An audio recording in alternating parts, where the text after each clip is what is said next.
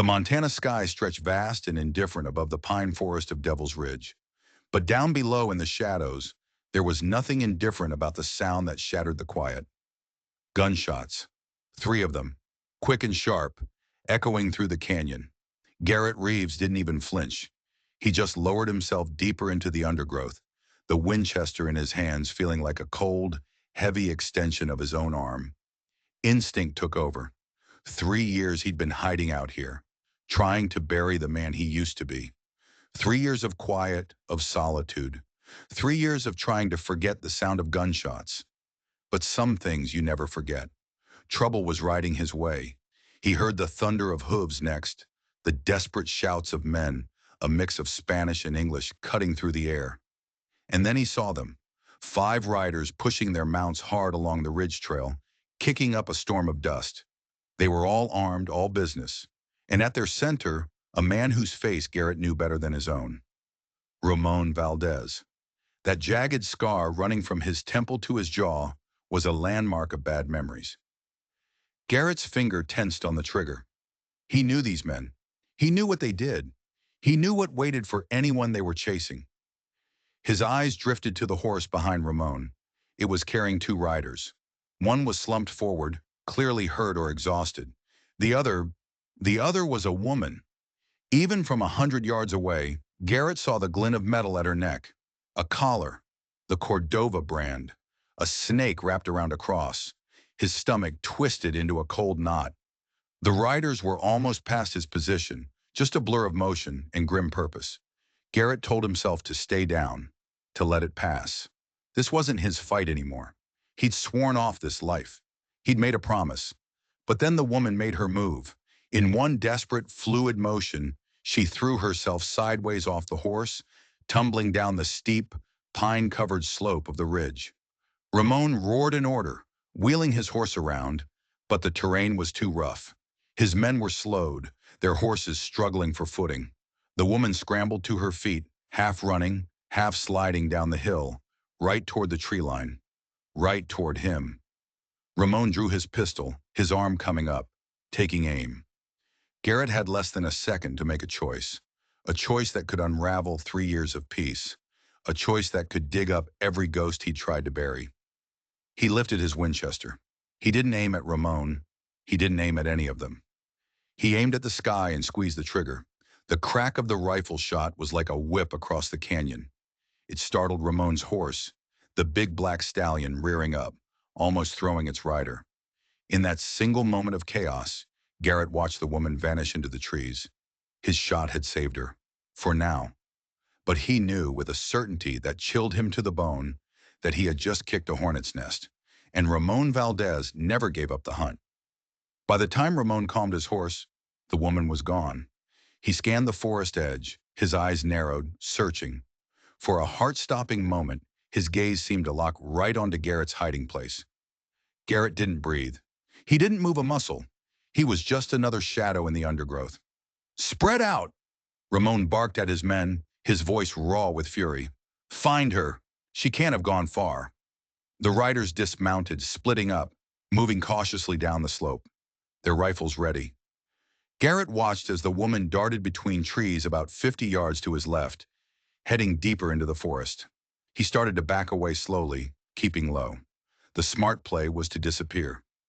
Go home, bar the door, and pretend none of this ever happened. This wasn't his fight. But then he realized where she was running, straight into the box canyon, a dead end, a perfect trap. Cursing under his breath, Garrett changed direction. He moved silently through the trees, a ghost in the woods, running parallel to her path. He knew this forest better than anyone. He knew every trail, every hiding place, every trap. He waited for the right moment when she was just about to enter the clearing that led to the canyon's mouth. Then he stepped out from behind a massive pine tree. "Stop!" he whispered, his voice urgent. The woman froze, her eyes wide with a mix of fear and sheer raw determination. She was younger than he'd first thought, maybe early 20s, with dark hair escaping a braid, and a fire in her eyes that told him she wouldn't be taken easily. Her dress was torn, her face stained with dirt, but it was the iron collar that drew his eye. That crude snake wrapped around a cross. The mark of the Cordova gang. She held a sharp rock in her hand like a dagger. "Who are you?" she demanded, her voice tight. "Someone who knows that's a box canyon," he said, nodding toward the opening ahead. "No way out. Someone who knows Ramon Valdez won't stop until he finds you." He pointed in the opposite direction. "My place is 2 miles that way. They won't think to look there." She didn't move. Her eyes searched his face, looking for a trick, a trap. "Why help me?" It was a fair question, a question he didn't have a simple answer for. "Make your choice fast," he said instead. "They'll find this spot soon enough." She studied him for a long, hard moment, weighing her options. Then with a single, decisive nod, she lowered the rock. "Lead the way." They moved like phantoms through the forest. Garrett chose paths that left almost no tracks, old game trails and rocky creek beds that would hide their passage. Twice they had to freeze, pressing themselves against the earth as one of Ramon's men rode nearby, his curses echoing through the trees. The woman, who he learned was named Isabella, kept pace without a single complaint. But Garrett saw her hand go to the iron collar around her neck again and again, her fingers probing the locking mechanism. It was a constant, cruel reminder of who she was running from. As they neared his homestead, the forest thinned, opening into a small, secluded valley. His cabin came into view, a sturdy two-room structure with a barn and corral, all set against the imposing backdrop of Devil's Ridge. It wasn't much, but it was his. It was the place the past couldn't find him. Until today. He had her wait at the tree line while he surveyed the property, his eyes scanning for any sign of trouble. It looked clear. He motioned her forward. She followed him to the cabin but stopped on the porch steps. "I thank you," she said, her voice formal, "but I should keep moving. Ramon's men will be searching every trail." Garrett shook his head. Night's coming, and a storm by the smell of it. As if on cue, thunder rumbled in the distance. The sky was turning a bruised purple. "At least wait until morning." She glanced at the darkening sky, then back at him. The suspicion was still there, clear in her eyes. "Why should I trust you?" she asked. "You shouldn't," Garrett answered honestly. "You don't know me, but you know exactly what's waiting for you if they catch you." Her hand went to the collar again, and a flash of pure hatred crossed her face. "Very well," she said, "until morning." Inside, the cabin was spare but clean. Garrett lit a lantern, the warm light pushing back the growing shadows. He stoked the embers in the fireplace, bringing them back to life. Isabella stood just inside the door, her eyes taking in every detail. The hunting rifles on the wall, the small bookshelf, the curtained-off sleeping area. She was assessing him, assessing the threat. "You can call me Garrett," he said, placing a kettle on the stove. "Garrett Reeves." He set out some bread, dried venison, and a jar of preserved peaches. She ate like a woman who hadn't seen a real meal in days, but her gaze kept drifting back to the collar. In the lantern light, he could see where the iron had rubbed her skin raw. "I might be able to help with that," he said quietly. Isabella's hand stilled over her food. "The collar? You know how to remove it?" "Maybe," he said. He went to a heavy trunk in the corner, unlocking it with a key he wore on a leather cord around his neck. He pulled out a worn leather roll and brought it to the table. He unfolded it carefully. Isabella's eyes widened. Inside wasn't just a few tools. It was an entire array of specialized instruments. Slim metal picks, tension wrenches, oddly shaped probes. Tools Garrett hadn't touched in 3 long years. "You're a locksmith," she said, her voice tight with a new kind of suspicion. Garrett met her gaze across the table. The lantern light cast deep shadows on his face. "No," he said, his voice low. "I used to be something else." Understanding dawned in her eyes, followed by a flicker of fear. "You worked for them," she whispered. "For the Cordovas." He didn't deny it. "A long time ago," he said, selecting two of the picks. "Not anymore." Outside, thunder crashed, much closer now. Rain began to beat against the windows. Isabella pushed her plate away. "I don't need your charity," she said suddenly, her voice hardening. "I came to your cabin because I have something valuable. Information." Garrett raised an eyebrow, waiting. "Victor Cordova is planning something big," she said, her voice low and intense. A major shipment of people, north to the mining camps. I know everything. The dates, the locations, the names of the buyers. She leaned forward. Help me get this collar off, and the information is yours. And what am I supposed to do with that information? Garrett asked. Her eyes flashed with that same fire he'd seen in the forest.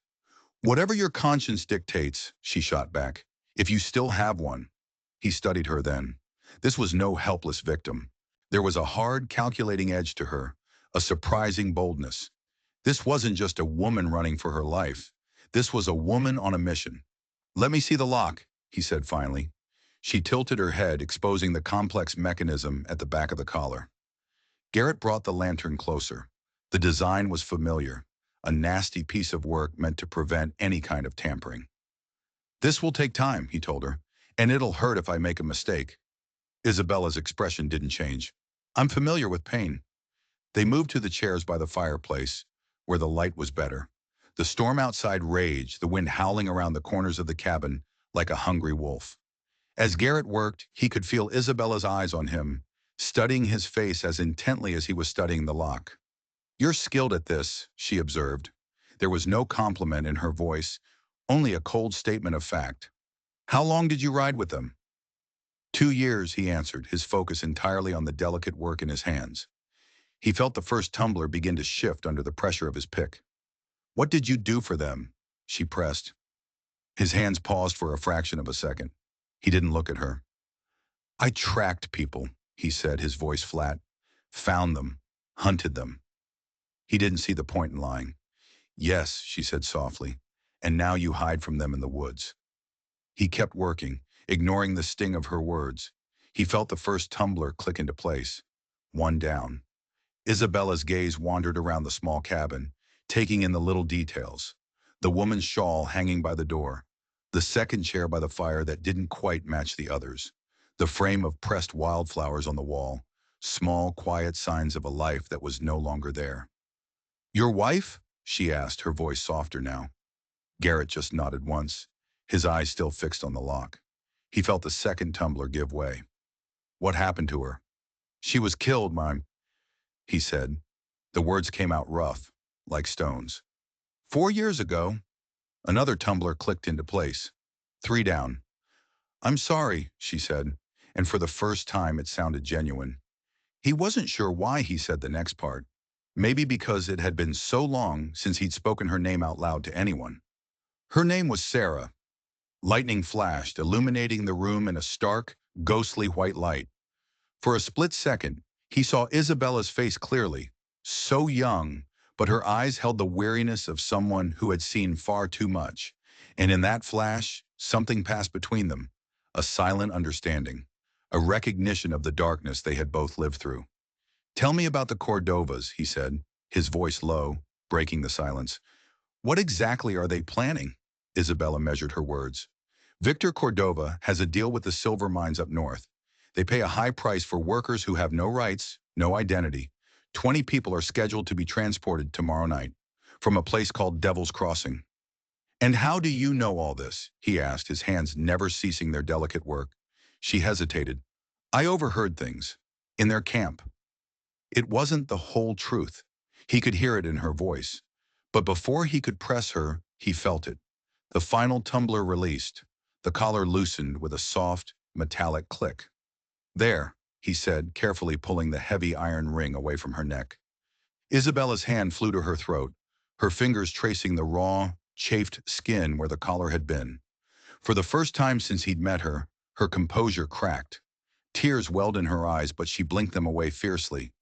Thank you, she whispered, her voice thick with emotion. Garrett placed the collar on the table between them. In the flickering firelight, the snake symbol seemed to writhe. You know too much about their operation to be just another captive, he said quietly, his eyes locked on hers. Who are you, really, Isabella? She met his gaze, her jaw set. Someone with a very good reason to want Victor Cordova stopped. That's not an answer, he pressed. It's all you're getting tonight, she replied, rubbing her neck again. I've held up my end of the bargain.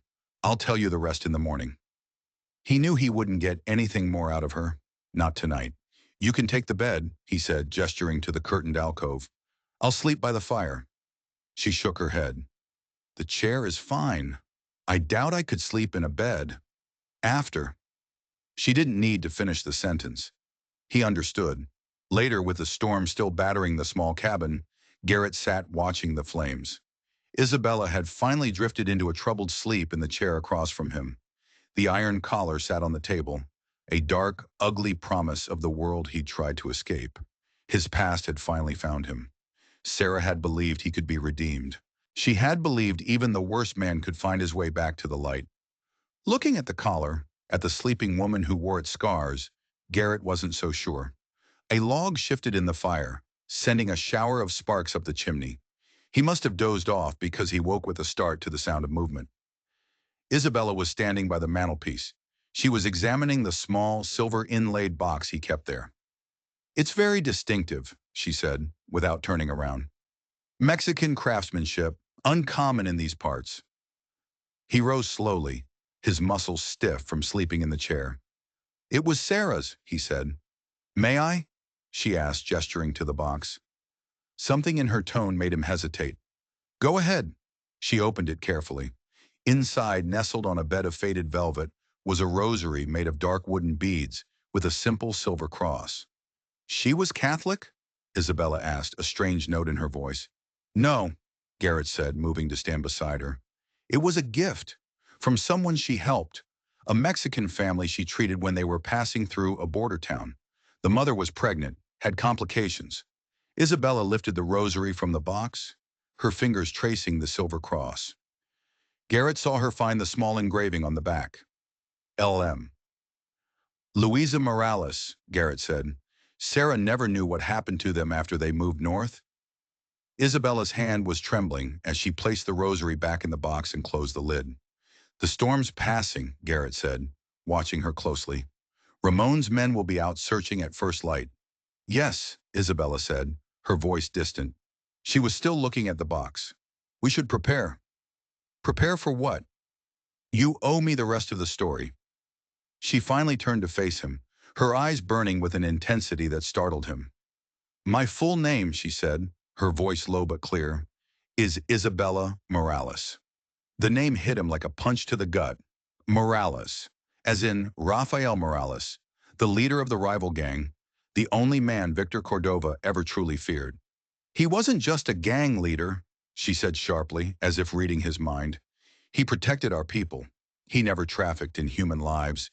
He never put collars on people." Garrett's mind was reeling. Rafael Morales was a legend on the border. A smuggler, a gunman, yes, but a man with a code of honor. News had reached even this remote corner of Montana that he'd been killed a few months back. "Victor Cordova murdered him," Isabella said, her voice laced with venom. "Ambushed him during what was supposed to be a peace talk. My father trusted him." "And you were captured after that?" he asked. "No," she said, her eyes hardening. "I went looking for Victor. I wanted proof. I found it. Ledgers detailing the payments to the assassins, records of his entire operation, the human trafficking, the bribes, everything. Evidence that could destroy him," Garrett breathed. "Yes, but I got careless. One of his men found me in his office. I've been his captive for 2 weeks." A cold realization dawned on Garrett. "Then why are you still alive?" A bitter smile touched her lips. "Because I didn't have the ledgers with me when they caught me. Victor needs to know where I hid them." The first gray light of dawn was filtering through the cabin window. Garrett moved to look outside, scanning the tree line. No movement, not yet. "So Victor Cordova killed your father, and you went for revenge," he said, turning back to her. "But there's more, isn't there? You're still not telling me everything." Isabella's hand drifted back to the silver box on the mantel. Her voice was barely a whisper when she spoke again. "Luisa Morales," she said, "was my mother." Garrett stared at her, the pieces clicking into place with dizzying speed. "The baby Sarah saved. That was my younger brother, Miguel. My mother never forgot the American nurse who saved them. That rosary was her most precious possession." "So that's why you trusted me," he said, "in the forest." "No," she said, meeting his eyes. "I didn't know who you were until I saw the box. I just knew I was desperate. Now, Now I know this isn't a coincidence. She took a step closer. But Ramon isn't just hunting me because I escaped with knowledge of the ledgers. Her voice dropped even lower. He's hunting me because Victor Cordova is terrified of what I know about Sarah's murder. The world seemed to tilt on its axis. What did you say? He demanded, his voice a low growl. Your wife wasn't killed in a random robbery, Garrett, Isabella said, her eyes filled with a sorrow that looked like his own. She was targeted. It's all in the ledgers. An order, signed by Victor himself, to eliminate the woman who helped the Morales family escape. A cold, black rage began to build in Garrett's chest, a rage he hadn't felt in 4 long years. Sarah never helped your family escape, he said through clenched teeth. She was a nurse. She just treated your mother. To a man like Victor, it was the same thing, Isabella insisted. My father had been a thorn in his side for years. Anyone who helped us was an enemy. Victor wanted you to believe her death was your fault. Retribution for your past. He let you live with that guilt. It was my fault, Garrett said roughly. I worked for him. I brought that world into her life. And yet, Isabella said, her voice quiet but firm, she still chose to help people, just like you chose to help me yesterday, knowing the risk.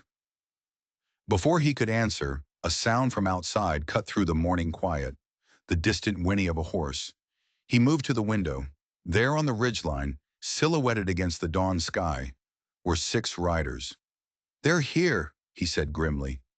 Isabella was at his side in an instant, her face set like stone. We need weapons? Garrett didn't hesitate.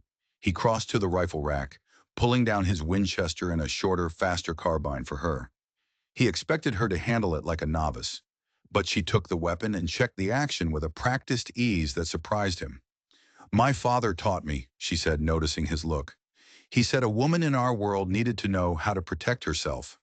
Smart man, Garrett said, handing her a box of cartridges. There are only 6 of them. In the cabin, we have the advantage. We can hold them off. Until what? She countered, loading the carbine with swift, efficient movements. They'll just send more men. Victor won't stop until I'm dead, and those ledgers are burned. A cold fury settled over Garrett. Then maybe it's time Victor Cordova learned he's not untouchable. The words surprised him as much as they did her. 3 years. 3 years of running, of hiding, of trying to atone. And now in a single morning, he was ready to step back into the fire. Why? Isabella asked, her voice filled with genuine confusion. Why would you fight my battle? He loaded his own rifle, the familiar weight a grim comfort in his hands. He owed this woman nothing. The smart play was to send her on her way and bar the door. But Sarah's face swam in his mind. Sarah, who had died because she helped this woman's family. Sarah, who had believed in second chances. Because running hasn't brought me any peace, he said, his voice low and hard. And because Victor Cordova has answers I need. They took positions at different windows, watching as the riders spread out, forming a loose circle around the cabin. Ramon Valdez rode slightly ahead, his scarred face now clearly visible in the growing light. Reeves, he called out, his voice carrying in the crisp morning air. I know you're in there. Send out the girl and there won't be any trouble. They know who you are, Isabella said quietly from her window. I'm not exactly a stranger to them, he replied grimly. What did you do? She asked. To make them hate you this much?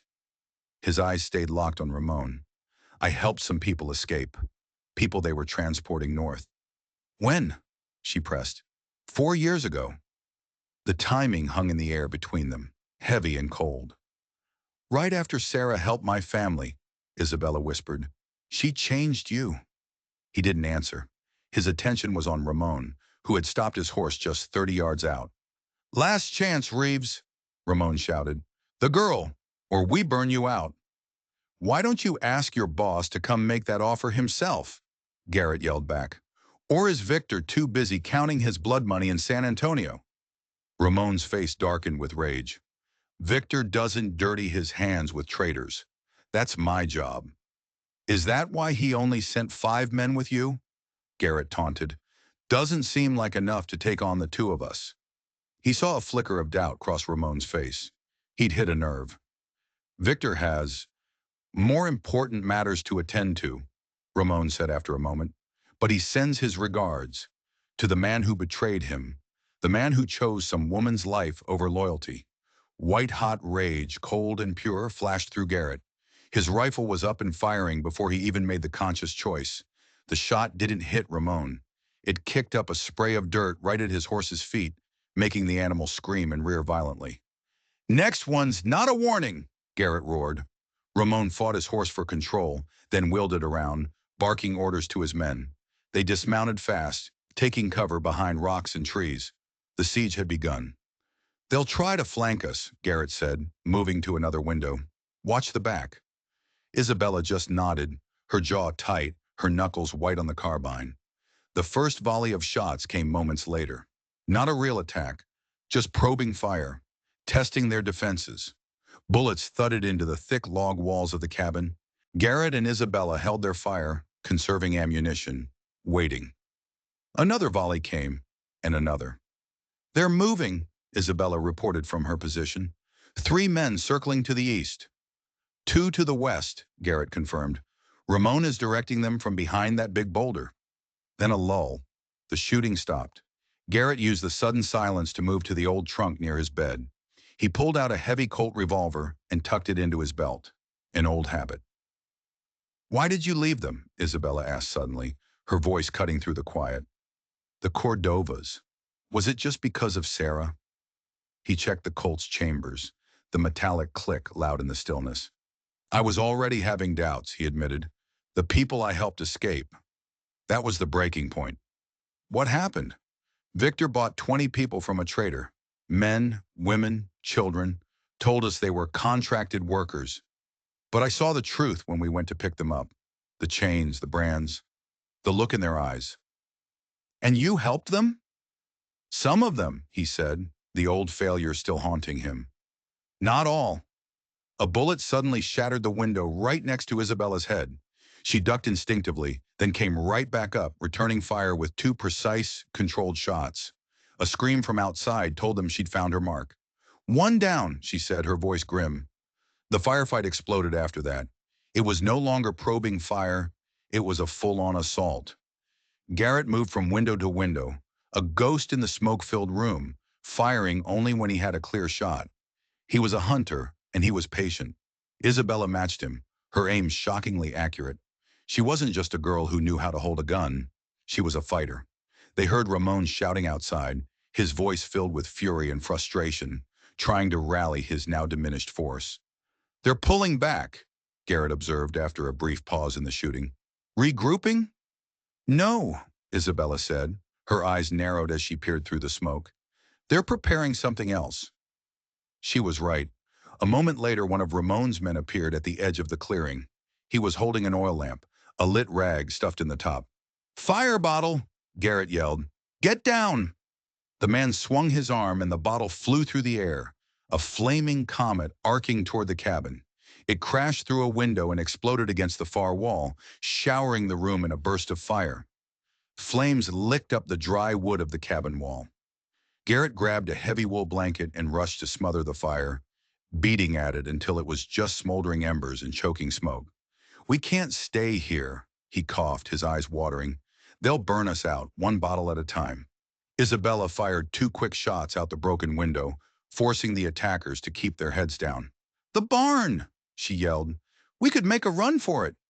"Too exposed," he said, his mind racing. "They'd cut us down before we got halfway." Then he remembered. Sarah. "There's a cellar," he said, grabbing her arm. "Trap door. Under the rug." Together, they hauled the heavy bearskin rug aside, revealing the square wooden door set into the floorboards. He lifted it, revealing a set of narrow steps leading down into darkness. "Go!" he urged her. "I'll cover our retreat." She didn't argue. She scrambled down the steps without a second's hesitation. Garrett fired several more shots out of different windows, a phantom gunman trying to make them think they were still inside. Then he dropped down into the cellar, pulling the heavy trapdoor shut just as another fire bottle smashed against the cabin's roof. The cellar was cool and dark, smelling of earth and preserved apples. Garrett lit a small lantern he kept hanging from a beam. It revealed shelves stocked with food, barrels of water, and supplies. A tiny fortress beneath the inferno. This way, he said, leading her to the far wall. He moved aside a stack of heavy crates, revealing the entrance to a narrow tunnel, its sides reinforced with timber beams.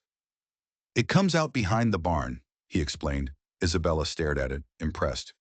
You built an escape route. It was Sarah's idea, he said, his voice soft. She always said a man with my kind of past should always have a back door. They crawled through the tunnel, the sounds of the battle above them muffled and distant. They emerged minutes later behind a thick stand of aspen trees near the barn. From their hiding place, they could see Ramon's men still firing at the burning cabin, convinced their prey was trapped inside. They don't know we're gone, Isabella whispered. Not yet, Garrett said, but they will soon. We need horses. Yours are in the corral, she pointed out. Too visible. They'll be watching it. His eyes scanned the tree line on the far side of the clearing. There's another option. Ramon's men had tethered their horses there, leaving a single man to guard them. It was a long shot, a desperate gamble. I can create a distraction, Isabella offered. Draw their fire. Too dangerous, he said firmly. We go together. Follow my lead. They moved like shadows through the trees, using the noise of the gunfire and the crackling flames as cover. They reached the edge of the clearing, hiding behind a fallen log just 50 yards from the horses and the lone guard. The man was completely focused on the burning cabin, mesmerized by the destruction. Wait for my signal, Garrett whispered. He picked up a smooth, heavy stone. With a flick of his wrist, he threw it hard against a tree just to the guard's left. The man spun around at the sound, raising his rifle, confused. That was all the opening Garrett needed. He was on him in a flash, a silent blur of motion. He didn't kill him. He didn't need to. The butt of his Colt revolver connected with the man's temple, and he went down without a sound. Clear, Garrett called softly. Isabella rushed forward, grabbing the reins of the two strongest-looking horses. Hurry, she urged. They'll notice he's down. They mounted quickly, but Garrett took an extra second. He moved down the line of tethered horses, his knife flashing as he cut their ropes. With a series of hard slaps on their rumps, he sent them galloping off in every direction, creating chaos. The commotion finally broke the spell for Ramon's men. The horses! They heard Ramon roar. They're getting away!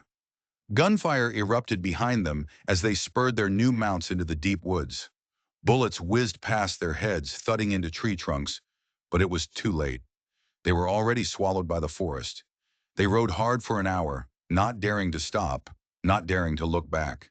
They followed winding game trails and splashed through shallow stream beds, doing everything they could to mask their tracks. Finally, in a secluded clearing deep in the woods, they stopped to let the heaving horses rest. They'll follow, Isabella said, sliding from her saddle. Ramon won't give up. No, Garrett agreed, but we've bought ourselves some time. He looked at her, at the raw determination in her eyes. The game had changed. They weren't just running anymore. Where are these ledgers you mentioned? He asked. The ones that can destroy Victor Cordova. She took a deep breath. They're hidden in Devil's Crossing, in the abandoned church. She hesitated for a moment, and a new layer of dread settled over him. But that's where Victor is planning the shipment. He'll be there tonight. Garrett looked west, toward the setting sun. Then that's where we need to go. Isabella stared at him as if he'd lost his mind. You want to walk right into the middle of Victor Cordova's operation? With all his men? That's not a plan, Garrett. That's suicide. Not if we're careful, he said, checking their limited supplies. 2 rifles, his revolver, and not nearly enough ammunition. It wasn't an army. It wasn't even a fair fight. You said Victor has evidence about Sarah's murder in those ledgers, he said, his voice low and intense. I need to see it with my own eyes. Her expression softened. This isn't just about the ledgers for you anymore, is it? It's about closure. It's about justice, he corrected her, his jaw tight. For Sarah, for your father, for all those people in chains. She studied his face for a long moment, a new understanding in her eyes. You're not the man I thought you were, Garrett Reeves. What did you expect? he asked. A broken man hiding from his past? She gave a slight shake of her head. Maybe, but you're not hiding. You're still fighting. He looked out at the vast, unforgiving wilderness around them. Maybe, he said, his voice barely a whisper. Maybe I'm just tired of running. They rested the horses, then pushed on toward Devil's Crossing. It was an abandoned mining town a day's ride away, a ghost town that had become a waypoint for men who operated in the shadows. As they rode, Garrett found himself watching Isabella. The frightened, desperate woman from the day before was gone. In her place was someone focused, confident, her eyes constantly scanning for danger. She was a survivor. Your father taught you well, he said. He had to, she replied, her gaze never stopping its sweep of the horizon. Our world wasn't kind to women who couldn't protect themselves. Garrett remembered meeting Rafael Morales once, years ago in Tucson, a negotiation between Victor and a rival gang. He was different, Garrett admitted. He had principles. A sad smile touched Isabella's lips. He always said that even outlaws need a code. Otherwise, we're just animals. A good philosophy, Garrett said. It got him killed, she replied, a bitter edge to her voice. They rode in silence for a time, the landscape changing around them, the pine forest giving way to a more arid, rocky terrain. Tell me about Sarah, Isabella said suddenly, her voice soft. Garrett was surprised. He rarely spoke of Sarah, keeping her memory locked away like something precious and fragile. But looking at Isabella, he found the words started to come. She was a healer, he said, not just of bodies, of souls. She saw something in me that I didn't see in myself, a decent man buried under years of hardness. He told her how they met, in a dusty border town, during a riot. He was there on Cordova business. She was running a small clinic, tending to the wounded, and he found himself helping her, drawn to her light, her unwavering belief in the good of people. She believed everyone deserved a second chance, he said, his voice thick with memory. Even me. By nightfall, they reached a high ridge overlooking the valley where Devil's Crossing lay. The abandoned town was a collection of dark, skeletal buildings under the cold light of a quarter moon. But it wasn't completely dead. They could see the flicker of lanterns, the dark shapes of men moving between the buildings. Victor's advance men, Isabella whispered, setting up for the shipment. They watched as two heavy wagons, their cargo hidden under canvas, rolled into town, escorted by mounted guards. They saw people chained together, being herded from the wagons into the old stone assay office. That's them, Isabella said, her voice tight with rage. The shipment. A cold fury, familiar and unwelcome, rose in Garrett. This was the world he had left behind, the casual cruelty, the buying and selling of human lives. He forced it down. The church, he said, his voice a low growl. You said the ledgers are in the church. Yes, she confirmed, her eyes still fixed on the assay office. Behind the altar, there's a loose stone in the wall. More riders arrived, better armed, better dressed, and among them, a man Garrett recognized with a jolt. Diego Cordova, Victor's younger brother. Diego was the opposite of Victor, slender where Victor was broad, quiet where Victor was loud, and in Garrett's experience, twice as dangerous. Diego was the brains, the calculator. Diego's here, he murmured, but not Victor. He'll come, Isabella said with grim certainty. He always oversees the final transaction himself. Just as she said it, a new group of riders entered the town. At their head, on a magnificent black stallion, was Victor Cordova himself. He moved with the arrogance of a king surveying his domain. He dismounted, laughing and clapping his men on the back. The monster was here. We need to move, Garrett said. Now. They used a deep, dry ravine to creep down the ridge, circling around to the back of the church. Years of neglect had left gaps in the weathered boards of the rear wall, big enough to peer through. Inside, a single lantern cast long, dancing shadows. Two guards sat at a makeshift table playing cards. The altar, Garrett whispered. Can you see the spot? Yes, Isabella breathed. The stone is at the bottom, on the left. Garrett's mind raced. Two guards inside, more patrolling outside. A direct assault was impossible. Then Isabella pointed upward, to a small, high window near the roof, barely big enough for a child to squeeze through. I can fit through that, she said. It's too risky, he argued. If they catch you, they won't, she said, her confidence absolute. I've done things like this before. Time was running out. Victor's buyers were due to arrive at midnight. The town would be crawling with armed men. It was a desperate gamble, but it was the only one they had. 5 minutes, he conceded. If you're not back in 5 minutes, I'm coming in. She nodded, handed him her carbine, and began to scale the rough wall. She moved with a surprising silent grace, finding handholds in the weathered wood, and slipped through the small window like a shadow. Garrett waited, his heart pounding a frantic rhythm against his ribs. Every sound, every shout from the town made him flinch. The guards inside were still oblivious, lost in their card game. 4 minutes passed, then 5. Garrett was about to break his promise and storm the church when her face appeared in the window. She slid out, dropping the last few feet to land silently beside him. I have them, she whispered, patting a small leather pouch tucked inside her shirt. Relief washed over him, so potent it almost made him weak. Good, he said. Now we get out of...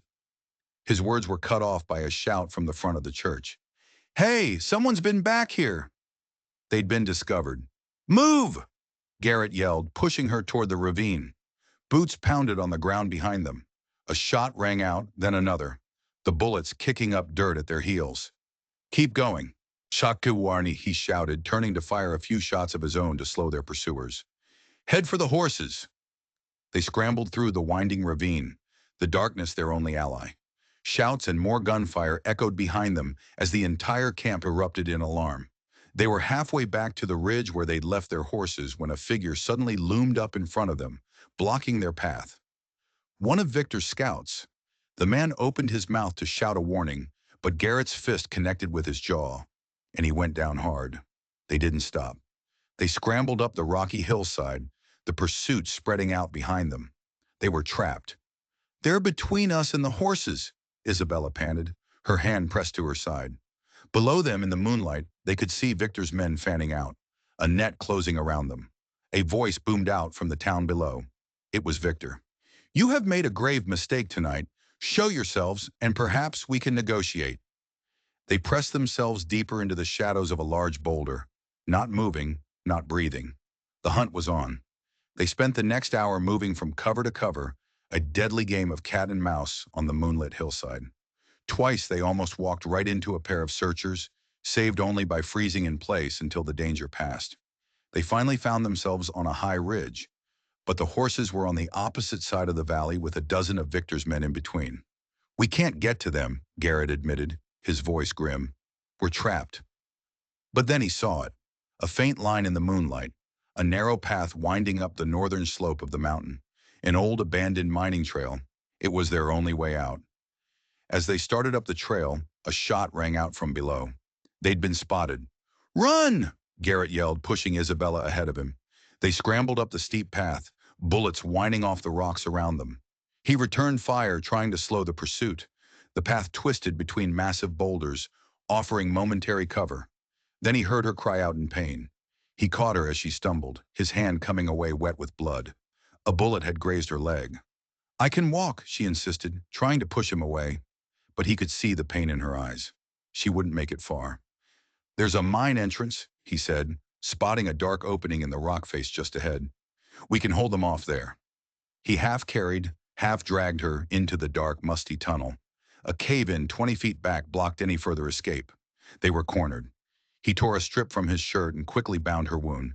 It was a shallow graze, but it was bleeding freely. Outside, they could hear the voices of their pursuers, getting closer. They'll wait us out, Isabella said, checking her carbine. Or smoke us out, Garrett added grimly. He took a position by the entrance, his rifle ready. They had to come through the narrow opening one at a time. It was an advantage, but for how long? Their ammunition was dangerously low. The realization settled over them like a shroud. This was the end of the line. A new voice called from outside, deeper, more commanding than the others. It was Victor. Identify yourselves. Who dares to interfere with my business? Something inside Garrett snapped. 3 years of running, 3 years of hiding, 3 years of living with ghosts, no more. He moved to the side of the mine entrance, out of the direct line of fire. "Hello, Victor," he called out, his voice echoing in the night. "It's been a long time." There was a stunned silence from outside, then a voice filled with disbelief. "Reeves? Garrett Reeves? I thought you were dead." "Sorry to disappoint you," Garrett called back. "Not at all." Victor's voice was smooth as silk, laced with menace. "This is a welcome surprise. We have unfinished business, you and I." "We do," Garrett agreed, his voice cold as stone. "Starting with my wife, Sarah." Another pause, then Victor's voice feigning confusion. "Sarah? Ah, your wife. What about her?" "Don't play games, Victor. I know you ordered her killed." There was a soft chuckle from the darkness. "Ancient history, my friend. A regrettable but necessary business decision." Fury, hot and blinding, threatened to overwhelm Garrett, but he forced it down. "And Rafael Morales?" he pressed. "Was that necessary too?" This time the surprise in Victor's voice was genuine. "What do you know of Morales?" He broke off, and Garrett could almost hear the gears turning in his cunning mind. "The girl. The girl with you. It's his daughter, isn't it?" "Come out, girlie," Victor called, his voice dripping with false sympathy. "Let me see the daughter of my old rival."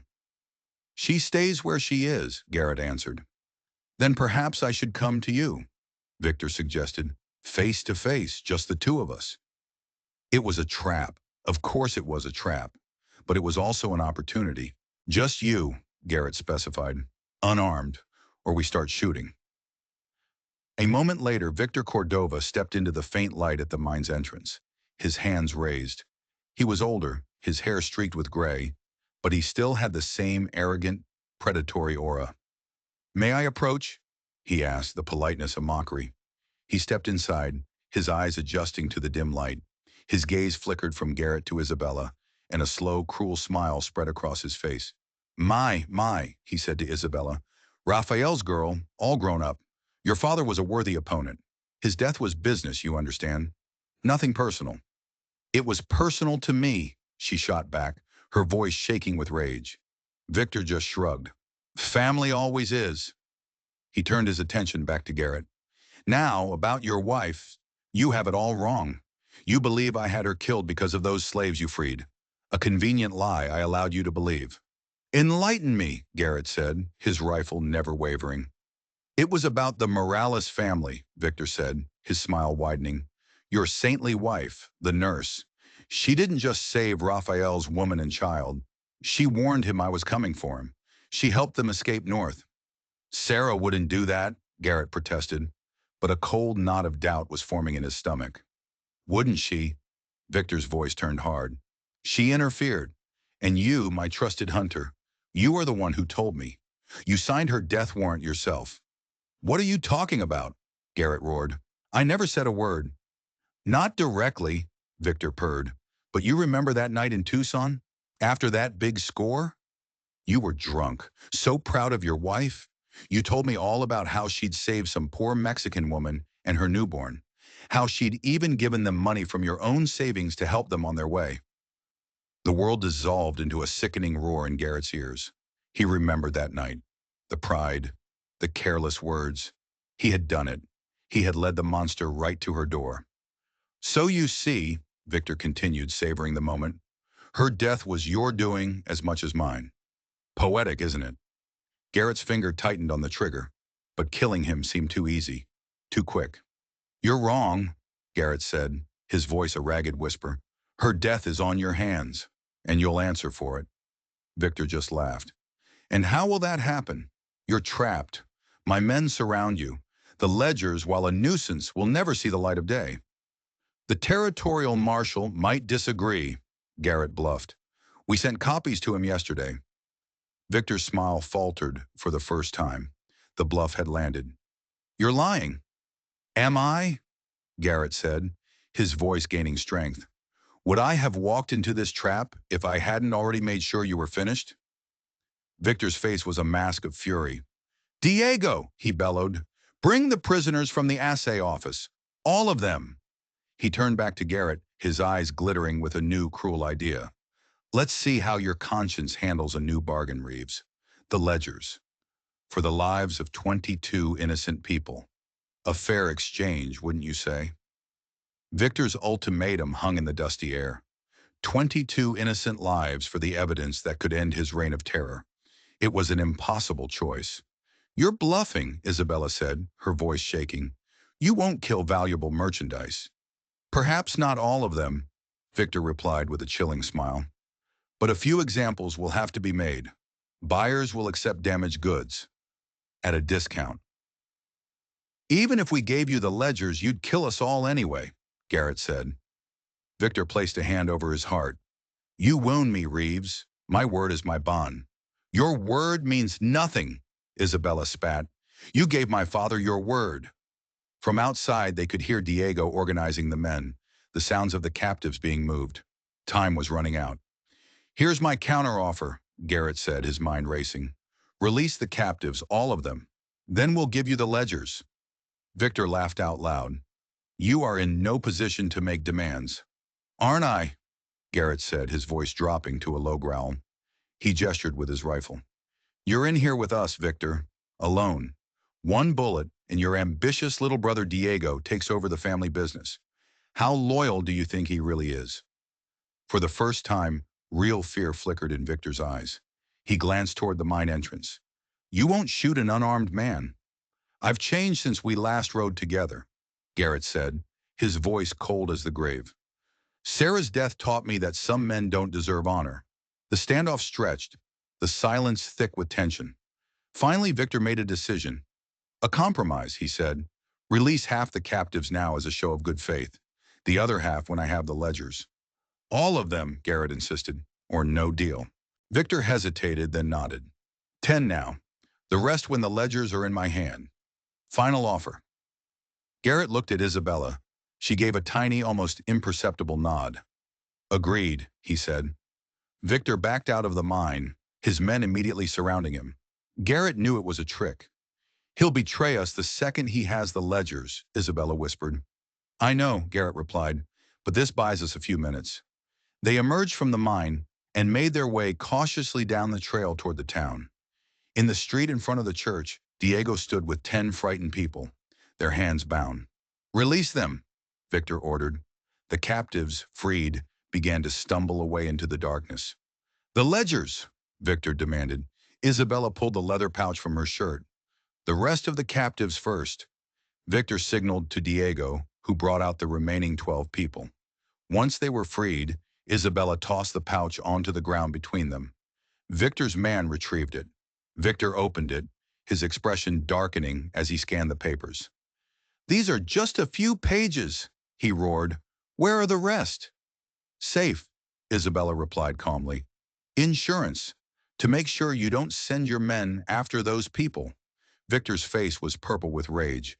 Then he laughed, a harsh, ugly sound. "Well played, Reeves, but this changes nothing. My men will hunt you down." Just as he spoke, a new voice cut through the night. "Leaving so soon, Reeves?" It was Ramon Valdez, stepping out from the shadows with 3 of his men, their guns drawn. They were trapped, caught between Victor's crew in front and Ramon's behind. "Ramon," Victor said, his voice laced with irritation, "your timing is inconvenient." "My apologies, boss," Ramon sneered, his eyes locked on Garrett. "But this traitor killed 2 of my men. I have a score to settle." The fragile truce shattered. Garrett saw Victor's calculating gaze shift between him and Ramon. A plan was forming. "Ramon's honor demands satisfaction," Victor announced. "I propose a duel. You and Ramon, man, to the death." It was a show, a way to eliminate Garrett without breaking the deal. Refusing meant they would be gunned down where they stood. There was no choice. "I accept," Garrett said. They cleared the street. "Pistols only," Victor declared. 10 paces. Garrett handed his rifle to Isabella. "Whatever happens," he whispered, "run for the ravine. Get the real ledgers to the law. Promise me." Reluctantly, she promised. He and Ramon stood back to back in the dusty moonlit street. "Begin," an outlaw commanded.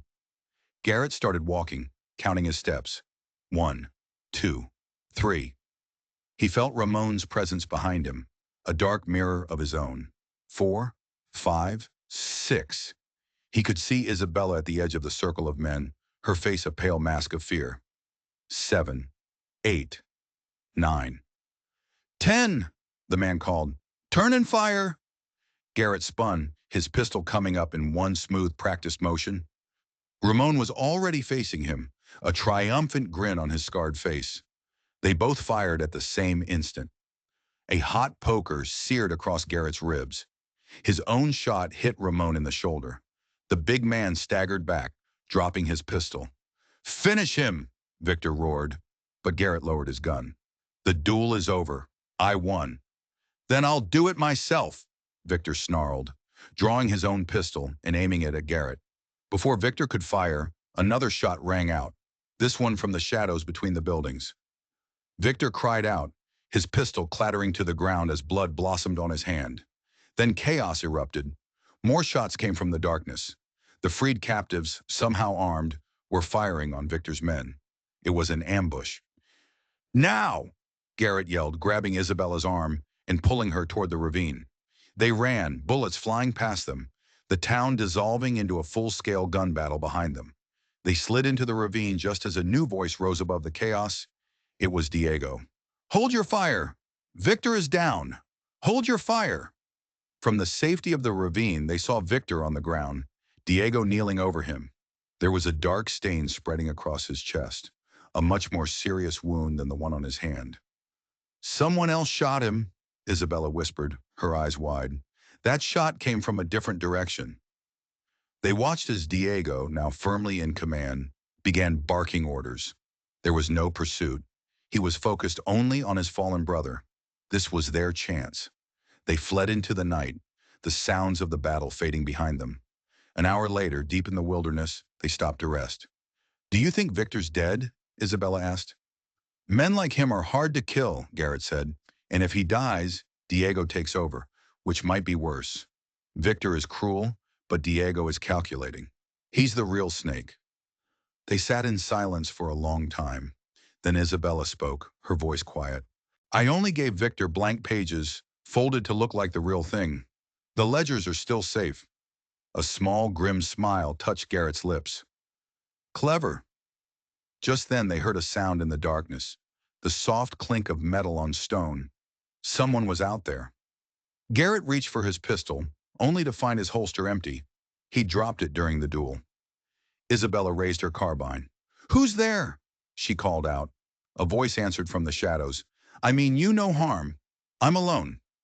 A figure stepped into the moonlight, his hands raised.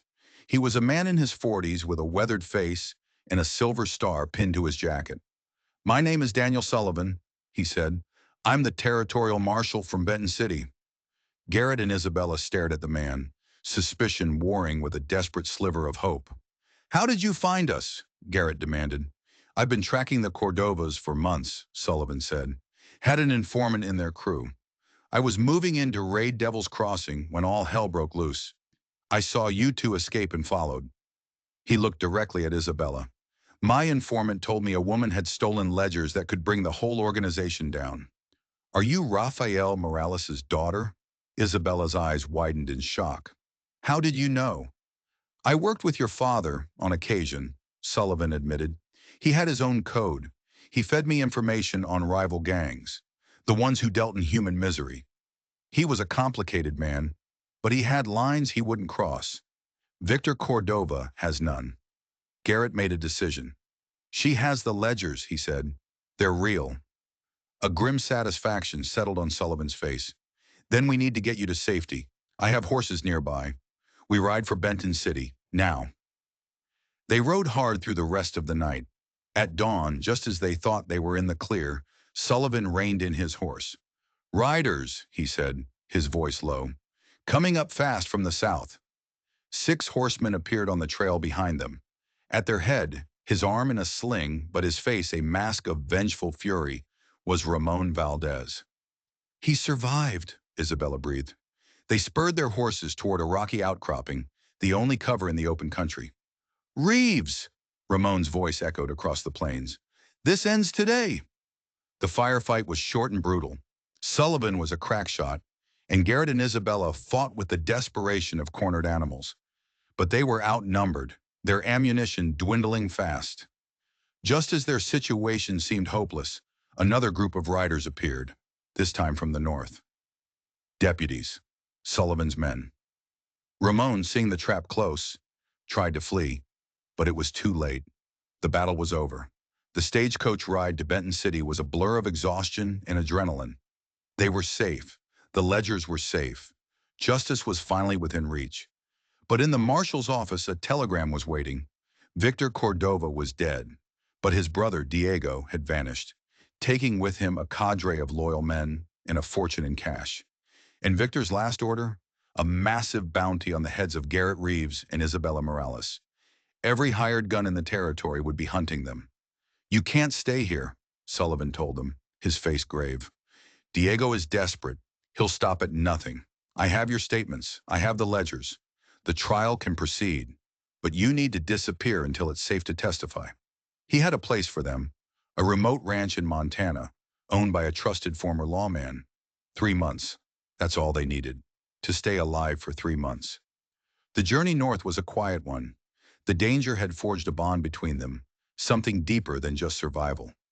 In the vast, lonely wilderness, they started to talk, to share the stories of the lives the Cordovas had stolen from them.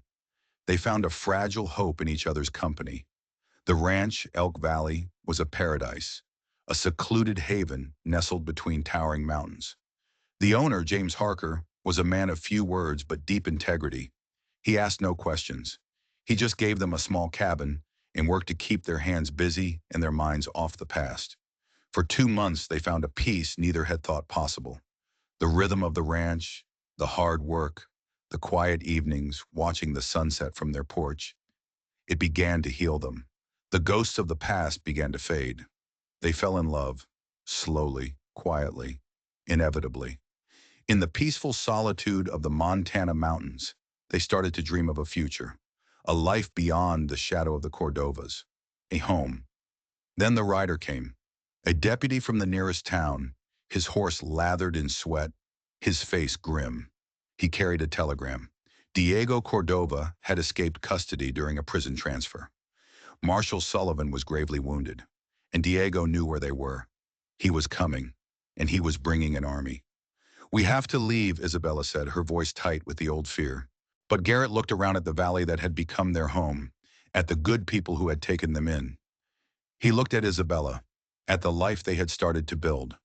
"No," he said, his voice quiet but firm. "Harker is right. We're done running. This ends here." Harker opened a hidden chest in the bunkhouse. It was filled with military-grade rifles, pistols, and ammunition. "Sullivan figured you might need these," he said. "He and I served together. He knew Diego wouldn't just let this go." The plan was desperate. Diego was coming with 30 hired guns. The ranch had only a dozen able-bodied fighters, but they had the terrain, they had the will, and they had a leader in Garrett who found the old, cold, calculating part of himself, the part that knew how to hunt, reawakening. Not for evil this time, but to protect everything he now held dear. When Diego's small army appeared at the end of the valley, Garrett rode out to meet him, not to fight, to talk. He offered Diego a deal, an appeal to his pride, to his need to step out of his brother's shadow. A duel. Garrett Reeves versus Diego Cordova. Winner take all. Diego, ever the calculator, accepted. He saw a chance to cement his leadership with a single decisive act.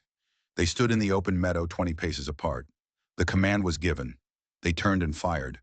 Garrett's shot hit Diego in the shoulder. Wounded, but not dead. Enraged, Diego screamed at his men, "Kill them all!"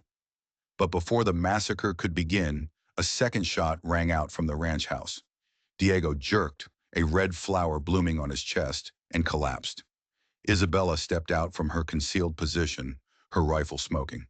"That," she said, her voice clear and steady, "was for my father." Ramon Valdez, seeing his new leader fall, drew his pistol, but Garrett's second shot was faster. He dropped Ramon where he stood. With both Cordovas dead, the fight went out of the hired guns. They had no leader, no one to pay them.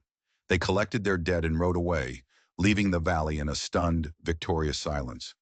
3 months later, Garrett stood on the porch of a new cabin, one he had built with his own hands, on a piece of land they had bought in a quiet corner of Wyoming.